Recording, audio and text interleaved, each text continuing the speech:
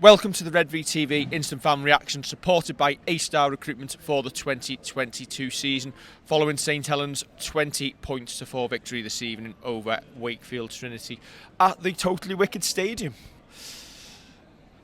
Kev, I don't think we were at our best in attack, but not being at our best, still enough to win it.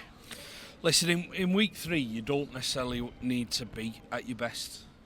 You don't. You just need to keep getting the points on the board, keep getting over the line. I think in the preview show I said that Saints would win by 20. I think you said by more. Wakefield have come here with a definite tactic, similar to Hull last week. Have a go. Yeah, have a go. And kind of kept us honest. And to be honest, after week 3, I'm quite happy to be 3 wins out of 3. Yeah. I think before we actually go into our performance, I think it is good to give props to Wakefield, because I thought they were very good tonight. That's probably one of the better Wakefield performances when they come to us. You can see why they've only lost narrowly against Catalan and Hull to start the season. They were good value. They made more line breaks than I've seen any team make against us for a real good while, and they kept us honest throughout. And do you know what? It made it for an entertaining spectacle, despite obviously us not being at the best. When you've got Jacob Miller in the team, he's a very, very clever player. And you're right, they just kept trying things. They kept trying to push us and trying to make us think. And if we don't know what they're going to do, and I think this is going to be kind of what teams do, rather than trying to meet us down the middle, because we are the best team in the league. We've proved that over the past 3 years. You're gonna have to do something different, and they'll be fine this year. They might have lost 3 out of 3. They'll be fine this year. I think they'll be pushing 6th, 7th in the table when it gets established. Obviously, they lost narrowly against Hull. They've been away to Catalan and Saints. Now they're gonna be winning games against the likes of Cass. I think they look a better team than Cass from what I've seen so far, and they're going to get results. To be fair, mate, they look a better team than Leeds. I mean, Leeds were all right against Warrington in the first game up when they'd had James Bentley sent off, but they look a better team than them. They're one of the better rugby playing teams out there, I'd say. Yeah, and I think I said about us tonight, I think I made the comments close to full time that I thought we were poor in attack.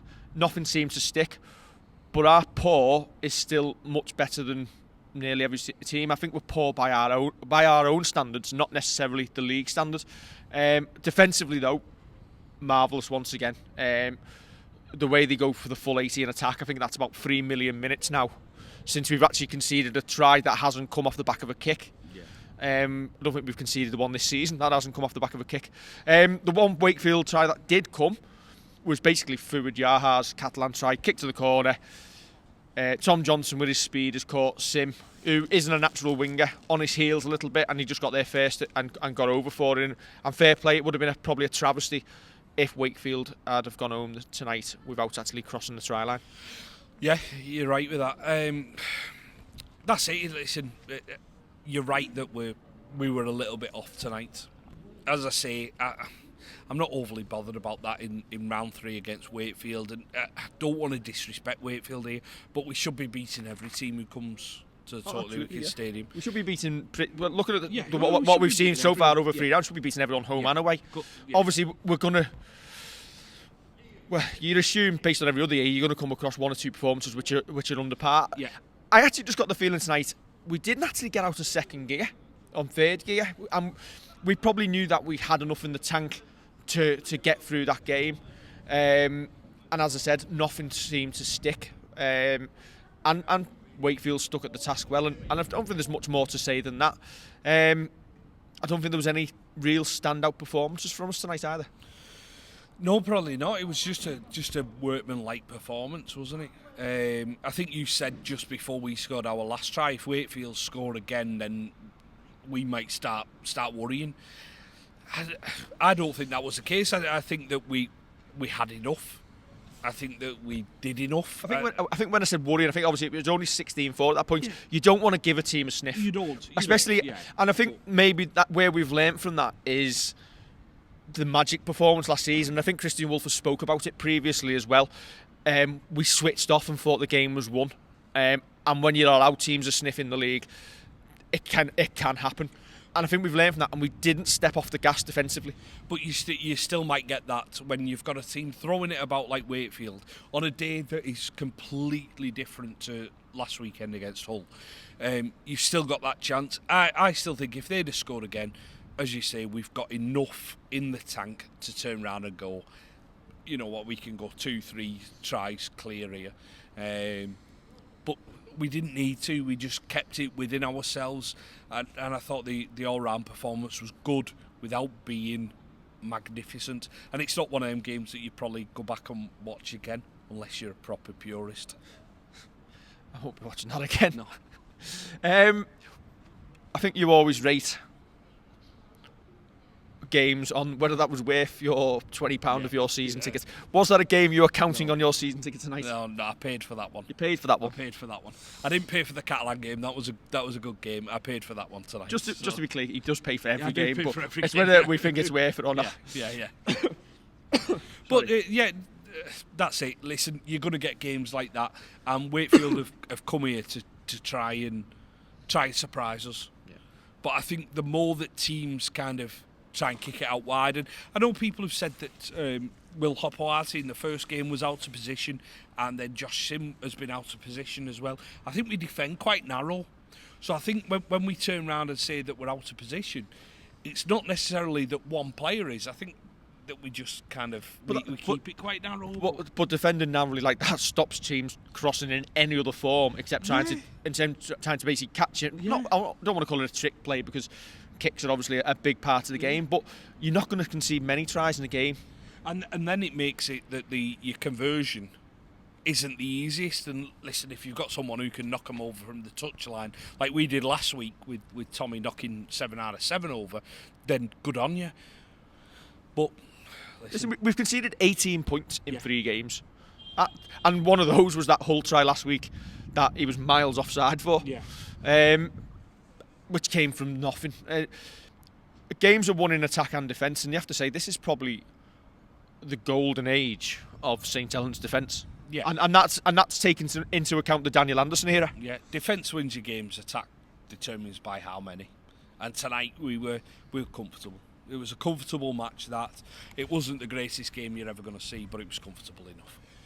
As we discussed on the preview show, obviously Will Hopoate, despite everybody Christian saying he's fully fit and available, I think we said that Josh Sim, don't risk Will Hopoate if he doesn't need to. If he's got a minor knock, as we said, it's round 3. We've got more than enough in this squad. There's more than enough players left out of that squad tonight who could come in and do a job if needed. There is absolutely no need to risk anybody if they're carrying any sort of knock, especially in February. It's still February, yeah, it is. It is, yeah. I think that's it. The confidence, when I saw the team last week and you see Josh Sim on the wing, it's not like you've got no confidence in the lad, but you turn around and you think, is he one of our best 17? And you're right to question it because he's got number 21 on his back. But he comes into that team and shows why he should be in there. Well, it's 3 and 2. Hunger. Yeah, it's that, and not even that. It's that hunger to.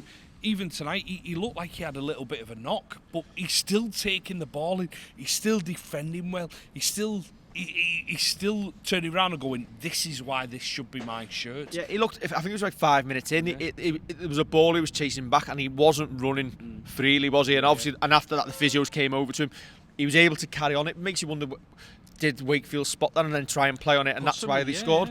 Yeah. But do you know what? I think we've obviously discussed on our previous shows, Regan Grace is still out. We're forgetting we're not playing our best 17. Regan Grace may well potentially move on at the end of the year. And as you said during the game, Josh Sim is now putting in performances to say that if Regan Grace doesn't happen to be here next season, that he wants that shirt. And that's what he needs to do.